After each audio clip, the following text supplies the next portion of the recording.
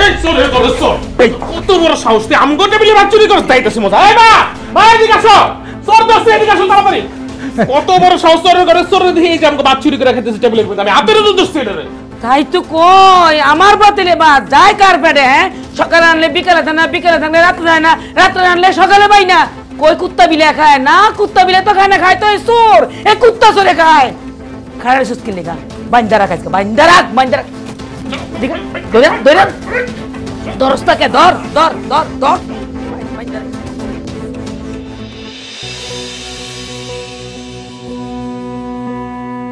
আমার বাপ তো অবাক লাগতেছে সালাম ভাই, আপনার মতন একটা ভালা মানুষ যে কিনা নিজে সয় সম্পত্তি বিক্রি কইরা তারপরে ছেলেরে লেখাপড়া শিখাইছেন, আমার কাছে আপনার বাড়ি ভিটা বন্ধক দিয়া 2 লক্ষ টাকা আইনা তারপরে ছেলের চাকরি লইয়া দিছেন।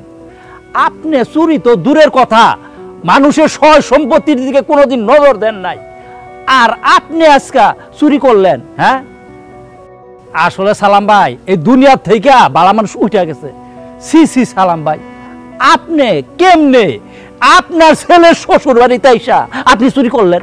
আমার শ্বশুর তার জায়গা সম্পত্তি বিটা বাড়ি সবকিছু বিক্রি করে ফেলাইছে, তার আর তার ছেলের থাকার কোনো জায়গা ছিল না। আমার মা তাদের দুজনের আশ্রয় দিছে আমাদের বাড়িতে এই চুরি করার জন্য। সে 1 দিন না 2 দিন না 3 দিন প্রতিদিন চুরি করছে। এই চোরের আমি কঠিন শাস্তি চাই। আমিও কঠিন শাস্তি চাই, যাতে হেরে দেখে মানুষের শিক্ষা পায়, বুড়া কালে যেন কেউ চুরি না করে। হ্যাঁ শাস্তি দিমু, এই চোরের কঠিন শাস্তি দিমু। দাঁড়ান, আমার বাপ চুরি করছে, আমার শ্বশুর বাড়িতে চুরি করছে, আমার বাপের শাস্তি দিবেন তো? সমস্যা নেই, আমার বাপের শাস্তি আমি দিব। সরেন। আব্বা, তুমি আমার শ্বশুর বাড়ির লোকজনের সামনে আমার কেন অপমান করলা? হ্যাঁ, তুমি কেন চুরি করতে গেলা?